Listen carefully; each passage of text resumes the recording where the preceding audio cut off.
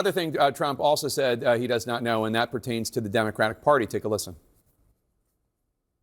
I look at the Democrats, they're in total disarray. They have a new person named Crockett. I watched her speak the other day. She's definitely a low IQ person. And they said, she's the future of the party. I said, you have to be kidding. I don't know what they're going to do.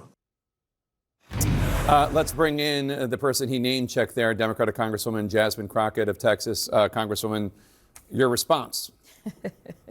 The fact that you just got done engaging in a conversation where we have a president of the United States who has no idea about the oath that he just took on January 20th tells me everything that I need to know. He didn't even have good sense enough in that same interview to say something as simple as, yes, I will follow the Constitution. You know, the thing that actually derived from the oath that he was supposed to take. And he supposedly took an oath, which there's a lot of people that point out that he never put his hand on the Bible, even though he acts as if he could somehow be the Pope.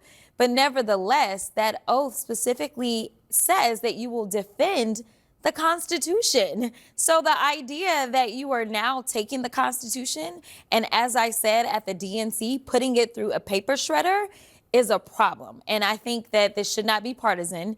This should be right versus wrong. A lot of the things that this administration is doing, they don't have anything to do with partisanship. This is right versus wrong. And right now, they are consistently wrong.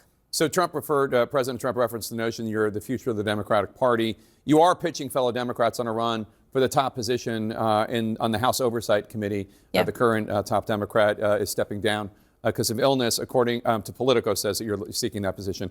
Do you think you are the future of the Democratic Party? And if not, who else is? I don't know that I'm the future of the Democratic Party, but I do know that in this moment, we need people that are unafraid and willing to go after this administration for the good of the entirety of the country. And I think that that is an opportunity that I would have sitting as the ranker on oversight. We will be able to conduct investigations. And as they are not wanting the American people to know about things such as what's going on with FAA, as you were just talking about Newark, or what's going on as it relates to our food, or what's going on as it relates to these firings and how that is impacting, say, our veterans that are trying to go and seek the treatment that they need. They don't want to be transparent and open with the American people. And I want to do that. I want to make sure that we are shining a light on all the darkness that they are bringing to our country right now. So President Trump says his administration's latest self-deportation policy will allow some migrants a potential path back to the U.S. DHS also says it will pay an additional $1,000 to people who verify that they have left the U.S., people in this country illegally, who have left the U.S. and returned to their home country. I want you to listen to what White House Deputy Chief of Staff Stephen Miller said about this a few days ago. A single illegal alien family over the course of his lifetime may cost the U.S. taxpayers over $1 million.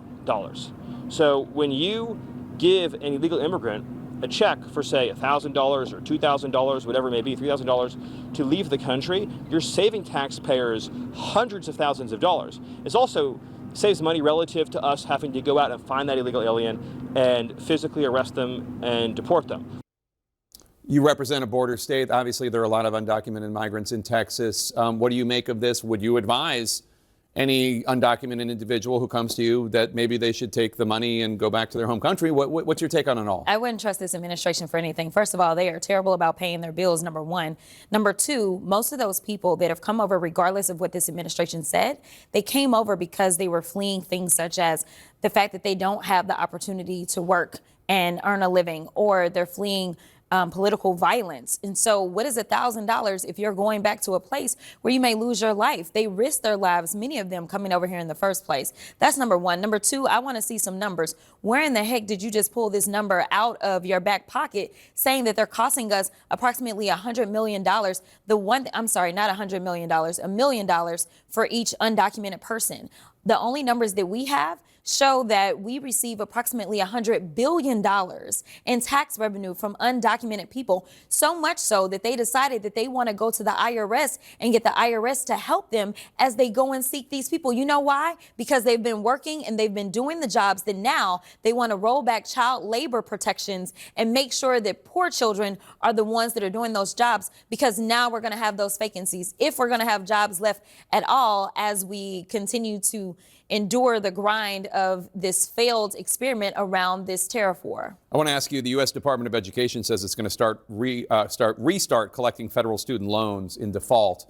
Starting today, this impacts about 5 million Americans. You've been outspoken against this. And I know, look, COVID, inflation, and now tariffs and uncertainty on the stock market. Yeah.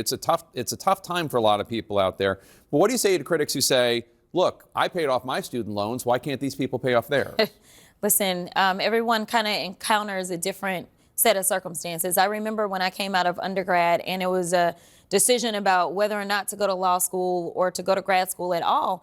And one of the reasons that actually propelled me into saying, yes, I will absolutely go, is because the economy was so bad that I wouldn't be able to get a job and actually start paying those loans back. So I decided to, go get more education and hopefully come out in 3 years to a better market and have enough education to be able to actually pay these bills. Listen, we all have different sets of circumstances, whether it's life that's happening, whether you're taking care of your parents or whether you're taking care of children. But the reality is that we consistently offer breaks to those that are paying out multi-billion-dollar bonuses, whether it's in the banking industry, whether it's in the auto industry. We continue to offer those kind of bailouts. But when it comes to the everyday working person, the person that is going to feel these failed tariffs policies the most, as they are doing a historic amount of firings in our federal government, which means that it's not just going to impact those that are being fired. It's going to impact those restaurants in those areas where those workers would normally go. It's going to impact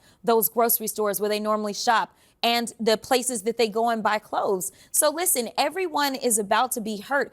Every expert that you talk to, they will tell you that if we are not currently in a recession, we are headed towards one. And this is when you decide that you want to go after people. Frankly, this administration continuously tells us that they love to kick people when they're already down. And I personally believe that if we can do it for the big guys, then we can do it for the little guy. Democratic Congresswoman Jasmine Crockett from the great state of Texas, thanks so much. Always good to have you here. Appreciate it. We're hearing